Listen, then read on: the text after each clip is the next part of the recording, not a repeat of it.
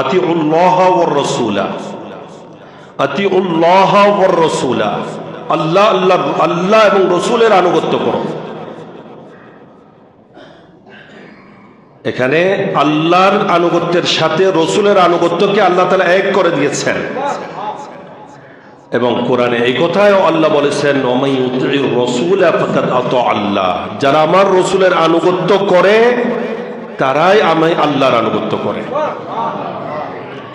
রসুলের আনুগত্য ছাড়া আল্লাহর আনুগত্য হয় না। 30 পারা কোরআনে কোন বন্দা এই কথা দেখাইতে পারবে না যে কোথাও এই কথা বলা হয়েছে যারা আল্লাহর আনুগত্য করে তারা রসুলের আনুগত্য করলো। এরকম কোন আয়াত কোন বন্দা দেখাতে পারবে না।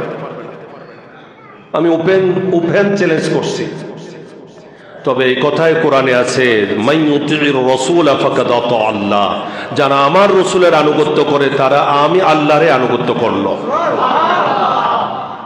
আল্লাহ পাক সুবহানাহু ওয়া তাআলা আল্লাহর আনুগত্যের সাথে রসুলের আনুগত্যকে এক করে নির্দেশ দিচ্ছেন, আমি আল্লাহ এবং আমার রসুলের আনুগত্য করো। আর এখন বলা হচ্ছে আল্লাহর সাথে রসুলের নাম নিলে শিরক হয়। অথচ যারা আল্লাহ এবং আল্লাহ থেকে নবীকে পৃথক করতে চায়, এরা বলে এরা আল্লাহর সাথে নবীকে মিলিয়ে দিচ্ছে। আমরা কে মিলানো? তুমি দেখাও যে আল্লাহ কখন নবীকে আল্লাহ থেকে পৃথক করেছেন।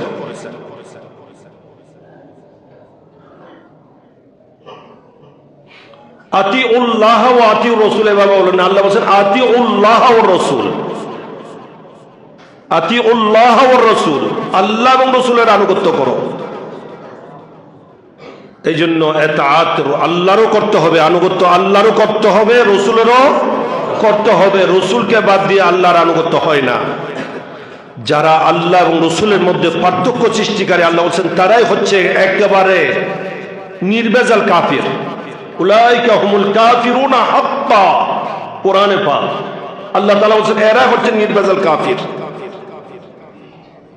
আর আমরা তাদেরকে বড় বড় ইসলামী স্কলার মনে করছি, বড় বড় বক্তা মনে করছি, এদেরকে ফলো করি।